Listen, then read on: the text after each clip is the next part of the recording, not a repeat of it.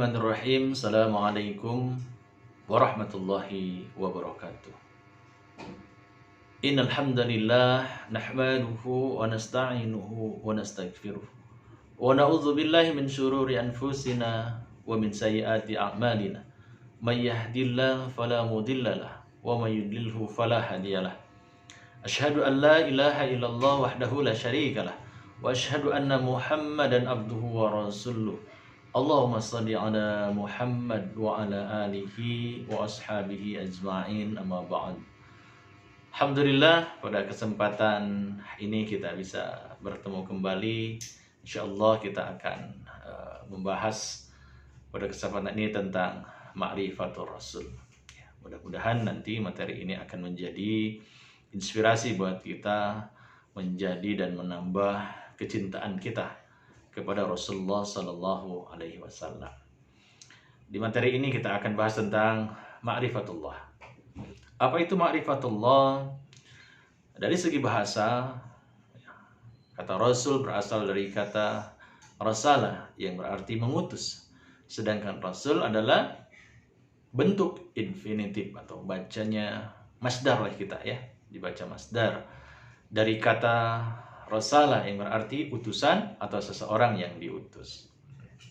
Adapun dari segi istilah bahwa Rasulullah SAW adalah seorang laki-laki yang dipilih dan diutus oleh Allah Subhanahu wa taala dengan membawa risalah kepada umat manusia. Rasul merupakan seorang pilihan di antara sekian banyak manusia yang berada di muka bumi ini. Dan ini adalah manusia yang dimuliakan oleh Allah Subhanahu wa taala. Selain mulia, beliau adalah orang yang terbaik karena Allah Subhanahu wa taala memberikan tugas untuk mengemban sebuah amanah yang sangat besar yang senantiasa akan menunjukkan kepada jalan ketaatan kepada Allah Subhanahu wa taala. Siapakah dia? Tentunya mengajak umat manusia ke dalam dan ke jalan ketaatan kepada Allah Subhanahu wa taala. Oleh karena itulah dari mulai sejak kecil seorang rasul sudah terlihat dengan memiliki ciri-ciri yang khusus sekali yang tidak dimiliki oleh orang lain. Karena yang akan membawa amanah yang begitu berat, maka Allah pun memilih orang yang terbaik di antara manusia yang ada di muka bumi ini. Di antara ciri-ciri daripada Rasulullah SAW, ya, kita bacakan ya satu persatu. Yang pertama, dia memiliki sifat asasiyah. Apa itu sifat asasiyah?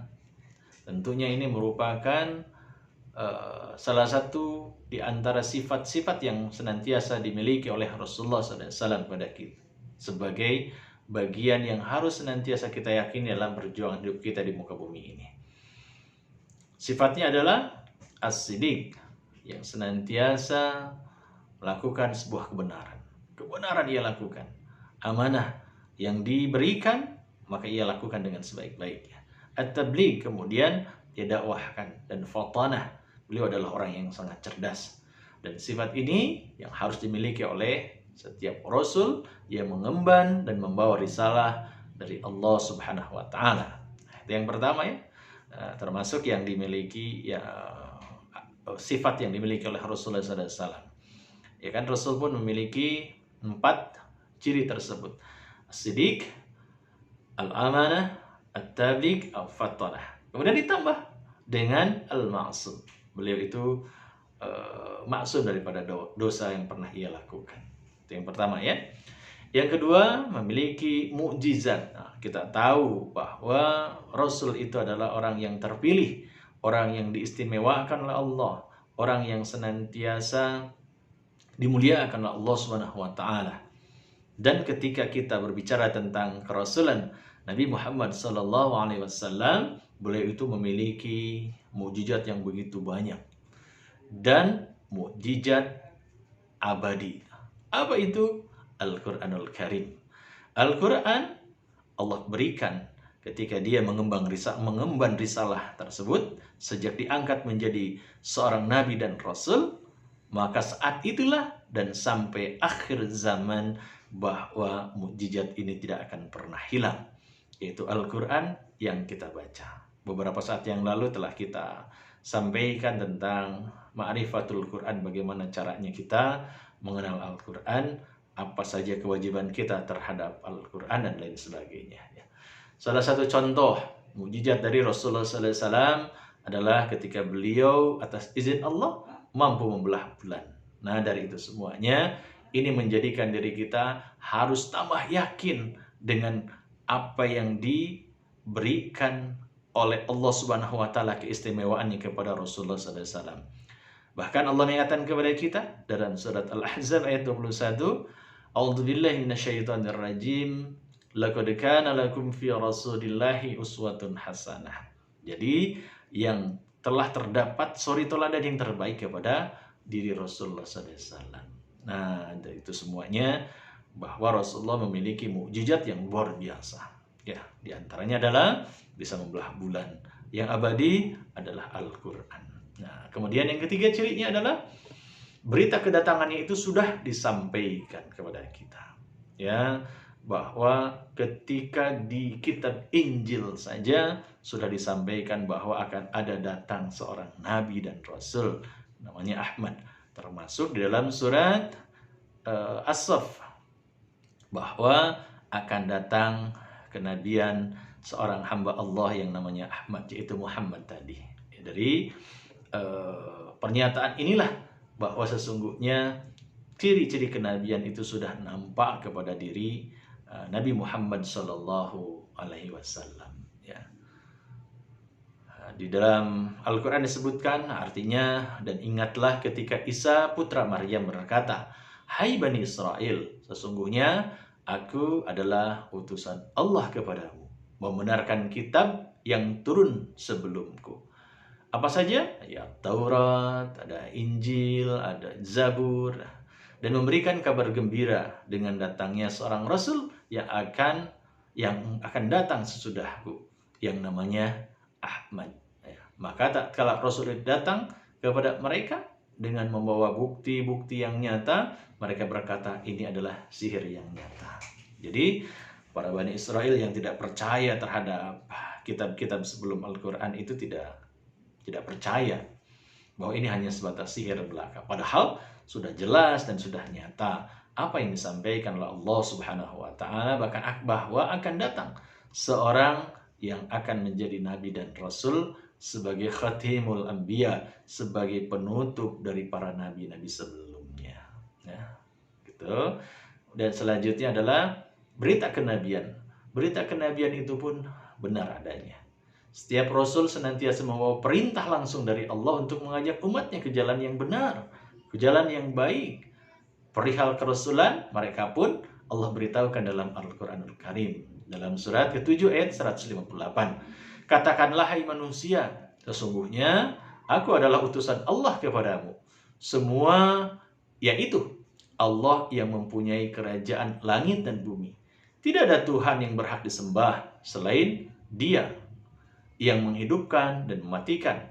Maka berimanlah kamu kepada Allah Subhanahu wa taala dan Rasulnya, Nabi yang ummi, yang beriman kepada Allah dan kepada kalimat-kalimatnya, yaitu kitab Allah, dan ikutilah dia supaya kamu mendapatkan petunjuk. Rasulullah SAW adalah Nabi yang ummi, yang tidak biasa membaca dan menulis. Terbayang oleh kita, pikiran kita dengan logika saja. Kalau seandainya Nabi Muhammad itu pandai menulis, ya kan? Kemudian sering melakukan tulisan-tulisan ilmiah, boleh jadi kan pandangan orang-orang kafir Quraisy yang saat itu pandai-pandai berprosa, pandai-pandai membuat syair dan sebagainya, jelas-jelas akan mengatakan bahwa Al-Quran yang diturunkan oleh Rasulullah itu adalah buatan Nabi Muhammad. Tetapi kan Allah menyebutkan kepada kita dalam surat ke-7 ini, dalam surat Al-A'raf ini, bahwa Nabi Muhammad adalah orang yang ummi, yang tidak biasa membaca dan menulis daripada Al-Quran tersebut. Ya. Kemudian kelima cirinya adalah adanya hasil dari dakwah yang dilakukannya. Apa saja hal itu dapat kita lihat coba pada hasil dakwah Rasulullah SAW dari segi kualitas. Ya kan, mereka memiliki keimanan yang sangat kuat. Kita tahu bagaimana Abu Bakar As-Siddiq, bagaimana istri Rasulullah SAW, ya Sayyidah Khadijah. Wah, luar biasa keimanannya. Makanya mereka ketika disebutkan sebagai as-sabiqun al-awwalun, orang-orang yang awal-awal memasuki ajaran agama Allah, begitu besar sekali tantangan dan rintangannya. Sampai pembunuhan itu sudah menghadang mereka. Ya, maka dari itu mereka terjaga kualitas keimanannya di hadapan Allah Subhanahu wa taala. Keimanan ini tidak goyah ya, oleh apapun juga yang menghalangi, yang merintangi. Kemudian dari segi kuantitas, jumlah mereka awalnya sedikit, tetapi dengan dakwah dari Rasulullah SAW dari mulai dari Mekah kemudian sampai ke Madinah yang kurang lebih 23 tahun lamanya, ternyata jumlah umat Islam itu begitu banyak, tersebar di seluruh pelosok Jazirah Arab, bahkan sekarang sampai ke seluruh dunia. Nah, dari itu semuanya Allah Subhanahu wa taala mengingatkan kepada kita dalam surat 48 ayat 29, Muhammad itu adalah utusan Allah dan orang yang bersama dengan dia adalah keras terhadap orang-orang kafir. Ya, tetapi asyidda'u 'alal kufar. Nah, tetapi berkasih sayang, ruhama'u bainahum. Tetapi mereka itu berkasih sayang di antara mereka. Kamu lihat mereka ruku, sujud, mencari karunia Allah dan keridhoannya. Tanda-tanda mereka tampak pada muka mereka dari bekas min asaris sujud, dari bekas sujudnya tersebut. Ya, demikianlah sifat-sifat mereka dalam Taurat dan sifat-sifat mereka dalam Injil, yaitu seperti tanaman yang mengeluarkan tunasnya, maka tunas itu menjadi tanaman. Tanaman itu menjadi kuat, lalu menjadi besarlah dia dan tegak lurus di atas pokoknya. Tanaman itu menyenangkan hati penanamannya karena Allah hendak menjengkelkan hati orang-orang kafir dengan kekuatan orang-orang mukmin. Allah Subhanahu wa taala menjanjikan kepada orang-orang yang beriman mengerjakan amal yang salih, di antara mereka ampunan dan pahala yang besar. Nah, setelah kita tahu bahwa ciri-ciri kenabian kerasulan itu telah disampaikan kepada kita, semoga ini akan mengokohkan kembali dan menguatkan keimanan kita dan kecintaan kita kepada Rasulullah SAW. Kemudian kita bahas tentang sifat-sifat Rasul. Ya, kalau kita bahas tentang sifat Rasul, maka Rasul itu an-nabiyyu basyar. Ya, bahwa Rasul itu manusia biasa seperti kita. Ya, Rasul adalah manusia, bukan malaikat, bukan jin, sehingga keberadaannya wajar. Dan amanah yang diembannya pun bukan sesuatu yang tidak terjangkau kemampuan manusia untuk melaksanakannya. Artinya ketika Allah memberikan amanah kepada Rasul, bahwa Allah Maha mengetahui bahwa Rasulullah SAW akan sanggup mengemban amanah tadi. Termasuk diri kita, bahwa ketika kita diberikan amanah oleh Allah, la yukallifullahu nafsan illa wus'aha. Allah tidak akan membebani hamba-hambanya dengan beban yang berat, kecuali kita semuanya insya Allah akan mampu menjadikan diri kita bisa mengemban amanah itu dengan sebaik-baiknya. Dengan catatan, kita tidak khianat atas amanah yang diberikan kepada kita. Ya. Yang kedua, terpelihara dari kesalahan-kesalahan dan dosa. Ya, artinya maksum Rasulullah SAW. Sebagaimana manusia biasa, ya, beliau juga senantiasa pernah berbuat kesalahan, pernah berbuat kekeliruan. Namun kesalahannya segera diluruskan oleh Allah Subhanahu wa taala dan senantiasa mendapatkan ampunan dari Allah Azza wa Jalla. Ya. Kemudian sifat Rasul adalah jujur, as-siddiq tadi. Jujur adalah sifat utama yang harus dan wajib dimiliki oleh seorang Rasul. Nah, dari itu semuanya bahwa Rasulullah SAW memiliki sifat as-siddiq. Kemudian Rasul pun memiliki sifat fatanah, orang yang cerdas, orang yang kecerdasannya luar biasa istimewa. Sifat utama seorang Rasul Inilah yang menjadikan kaumnya lega dengan keputusan dan kebijakan dari Rasulullah SAW kepada kita semuanya. Ya. Nah, dari itu semua kita coba, kita fahami bahwa apa yang dilakukan oleh Rasulullah tentunya sesuai dengan sifat-sifat yang telah ditetapkan oleh Allah kepadanya. Selanjutnya, Rasulullah memiliki sifat amanah. Ya, amanah ketika diberikan berbagai macam tanggung jawab. Ketika Allah memerintahkan segala sesuatu, maka sudah pasti Rasulullah SAW melaksanakan tugas dengan sebaik-baiknya. Sebelum masa kenabian, Rasulullah telah dipercaya masyarakat dan dijuluki sebagai Al-Amin, orang yang terpercaya. Bayangkan oleh kita. Sebelum diangkat menjadi Rasul saja, Rasulullah oleh lingkungan masyarakat tidak pernah berkata berdusta. Dia senantiasa dipercaya oleh masyarakat luas di Jazirah Arab. Sampai-sampai ketika para kabilah memindahkan Hajar Aswad saja, mereka berseteru. Karena di antara kabilah-kabilah tersebut merasa bahwa mereka yang lebih pantas untuk memindahkan Hajar Aswad tersebut. Ya, Masya Allah, ketika Rasulullah SAW, ketika Muhammad saat itu datang.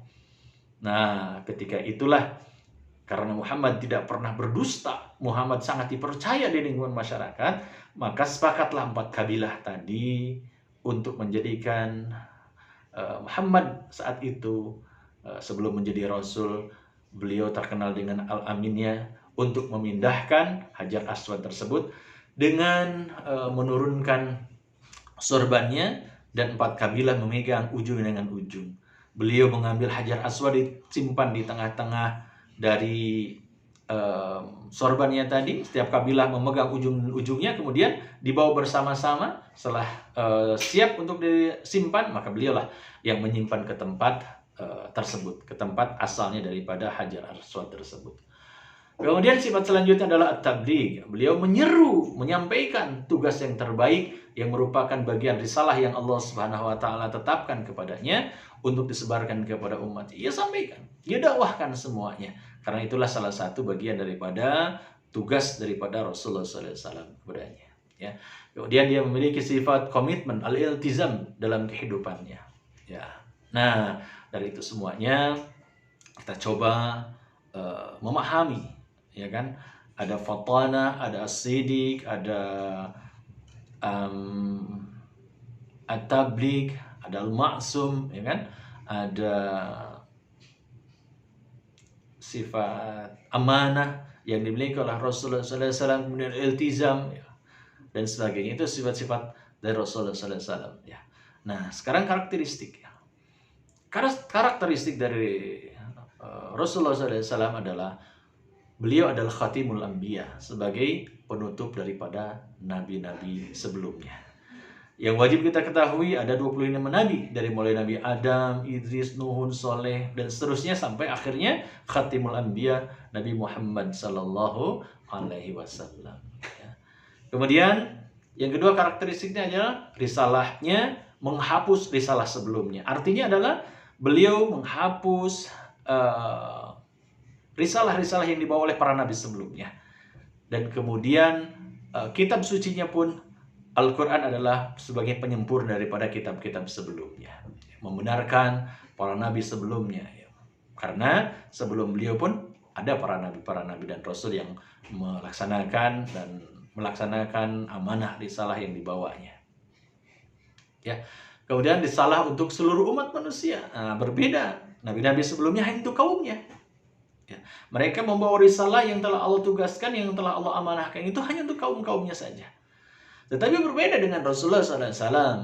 Nah, karakteristiknya dari Rasulullah adalah menyebarkan risalah yang disampaikan oleh Allah tersebut kepada seluruh umat manusia, dimanapun mereka berada, ya, sampai terjangkau ke seluruh dunia.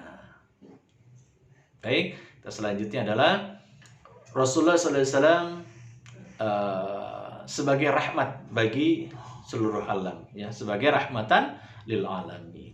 Nah, ketika Rasulullah SAW, seluruh para nabi yang 25 dan rasul ini wajib kita ketahui, ada 5 orang dari nabi yang rasul yang disebutkan sebagai ulul azmi, orang yang diberikan kekuatan, keteguhan dari cobaan-cobaan dari Allah Subhanahu wa taala. Kesabaran yang sangat kuat, ya. Nah, itu. Nah, dari 5 nabi ini adalah Nabi Muhammad, Nabi Ibrahim, Nabi Musa, Nabi Isa, dan Nabi Nuh.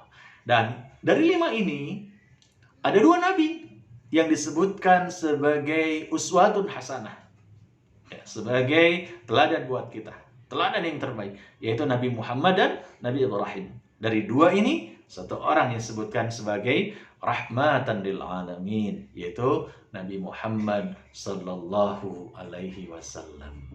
Nah, sekarang kita coba bahas tentang kewajiban kepada Rasulullah sallallahu alaihi wasallam. Bagaimana sikap kita? Bagaimana kewajiban kita kepada Rasulullah sallallahu alaihi wasallam? Kita sebagai seorang muslim, sebagai seorang mukmin, tentunya kita senantiasa memiliki kewajiban yang telah ditetapkan oleh Allah dan Rasulnya kepada kita. Yang pertama adalah kita pasti harus mengimaninya. Ya. Kita harus mengimani bahwa beliau itu adalah seorang nabi dan rasul. Makanya dalam syahadat kita, asyhadu an la ilaha illallah wa asyhadu anna Muhammadar Rasulullah. Tidak ada yang wajib kita ibadahi, tidak ada ilah yang wajib kita ibadahi kecuali Allah Subhanahu wa taala. Wa asyhadu anna Muhammadan abduhu wa rasuluh, bahwa Nabi Muhammad adalah nabi dan utusannya. Kita imani itu semuanya. Ya. Kemudian yang kedua, kita mencintainya. Nah, seorang mukmin, seorang muslim harus mampu mencintai Rasul. Bagaimana cara mencintainya? Kita senantiasa menghidupkan sunnah-sunnahnya selama hidup di muka bumi ini. Ya. Kemudian kita ta'zim kepada beliau, mengagungkan asma-asmanya, memperbanyak salawat-salawat kepadanya. Ya, tidak boleh kita mengkultuskan, tidak boleh, tapi mengagungkan dengan sering bersalawat, memuliakan beliau, luar biasa. Nah, kalau sekiranya kita berada di zaman beliau, maka kita wajib menolong dan membelanya. Nah, tetapi di saat kita saat ini berbeda zamannya dengan beliau, karena beliau sudah wafat, maka menolong dan membelanya adalah bagaimana caranya kita membela ajaran agama Allah yang dibawa oleh Rasulullah SAW kepada kita. Nah, kita membela ajaran agama Allah. Ya. Kemudian kita pun mencintai para pencintanya. Kita tahu bahwa Rasulullah SAW memiliki pengganti kekhalifahan, yaitu ada Abu Bakar, ada Umar, Utsman, Ali. Ya. Mereka orang-orang yang sangat-sangat solih sekali. Ya. Nah, beliau sangat mencintai Rasulullah, maka kita pun wajib mencintai mereka. Ya. Nah, ketika kita menghidupkan sunnah, itu merupakan salah satu bagian daripada kita mencintai kepada Rasulullah SAW. Ya. Memperbanyak sholawatnya, mengikuti manhajnya, ya, ittiba'u manhajihi. Ya, kita ikut daripada apa yang beliau lakukan, apa yang ia sampaikan. Nah, itu kita senantiasa melakukan sebagai uswatun hasanah dalam kehidupan kita. Kemudian kita mewarisi risalahnya. Ya, sebisa mungkinlah kita senantiasa mendakwahkan sesuai dengan kapasitas dan kemampuan kita. Setiap orang pasti berbeda cara mendakwahkan apa yang diajarkan oleh Rasulullah kepada kita. Orang yang senantiasa pandai dalam ilmu agama, ia sampaikan apa yang senantiasa ia fahami, Al-Quran, Al-Hadis, dan sebagainya. Orang yang pandai dalam ilmu IT, boleh jadi dia melaksanakan bagian daripada mendakwahkannya, ia senantiasa membuat dengan teknologinya supaya dia mencintai Allah dan mencintai Rasulnya. Ya. Nah, terakhir buat kita, buah atau hasil dari kita senantiasa mengikuti perjuangan risalah daripada Rasulullah SAW, maka Allah Subhanahu wa taala mengingatkan kepada kita, dia akan mendapatkan kebaikan selama hidup di dunia. Wa minhum may yaqulu rabbana atina fid dunya hasanah wa fil akhirati hasanah wa qina azabannar. Nah, Allah Subhanahu wa taala akan mengganti kebaikan kita di dunia dan kita akan diselamatkan di akhirat kelak nanti. Yang sudah pasti, orang yang mencintai Allah dan Rasulnya, maka dia akan dicintai oleh Allah. Dia akan dirahmati dan bahkan dia akan diberikan petunjuk oleh Allah Subhanahu wa taala. Seorang hamba yang sudah diberikan petunjuk oleh Allah, maka tentunya dia tidak akan menyimpang. Maka dia tidak akan tersesat dalam mengarungi perjuangan hidupnya di dunia ini. Maka untuk itu, marilah kita ikuti Rasulullah SAW, cintai kita kepada Rasul, agar Allah mencintai kita, merahmati kita, dan memberikan petunjuk kepada kita. Bahkan, kemuliaan itu pun akan diberikan dan kemenangan akan senantiasa kita raih. Ya, itu ketika kita hidup di dunia. Dan ketika kita berada di akhirat kelak nanti, maka tentunya akhirat yang menjadi tujuan utama kita, Allah Subhanahu wa Ta'ala akan berikan kepada kita sehingga kita terbebaskan dari azab api neraka. Di akhirat kita akan dibela oleh Allah Subhanahu wa Ta'ala. Di akhirat Rasulullah akan memberikan syafaat kepada kita. Rasul akan membela kita. Ya, kita akan diberikan wajah yang ceria karena kita akan bertemu dengan orang yang kita cintainya. Karena sesungguhnya di akhirat kelak nanti kita akan dikumpulkan oleh Allah beserta dengan orang-orang yang kita cintai. Ya, kemudian kita senantiasa mendampingi Rasulullah SAW, bersahabat dengan orang-orang salih dan mendapatkan keuntungan di akhirat kelak nanti. Kita berharap kepada Allah, semoga kita di saat berada di dunia ini benar-benar kita mampu menjadikan diri kita melaksanakan apa yang senantiasa Allah perintahkan kepada kita, apa yang dicontohkan oleh Rasulullah kepada kita, agar timbul dalam kalbu kita, hadir dalam hati kita, bagaimana kecintaan kita kepada Allah, bagaimana lahir kecintaan kita kepada Rasulullah SAW, dan semoga akhirnya kita berharap dan berdoa terus kepada Allah agar kita ditakdirkan akan bertemu dengan Rasulullah di akhirat kelak nanti mendapatkan syafaatnya. Amin ya rabbal alamin. Mudah-mudahan materi tentang Ma'rifatur Rasul ini memberikan inspirasi buat kita, mampu memberikan pemahaman kembali buat kita, dan semoga ini semuanya bermanfaat, menjadi ilmu buat kita semuanya. Walaupun tidak lengkap, semoga ini bisa menambah pencerahan buat kita, sehingga dengan itu semoga akan tambah kecintaan kita di hadapan Allah Subhanahu wa Ta'ala. Terima kasih, kurang lebihnya saya mohon maaf. Aku qouli hada wa astaghfirullah li wa lakum. Assalamualaikum warahmatullahi wabarakatuh.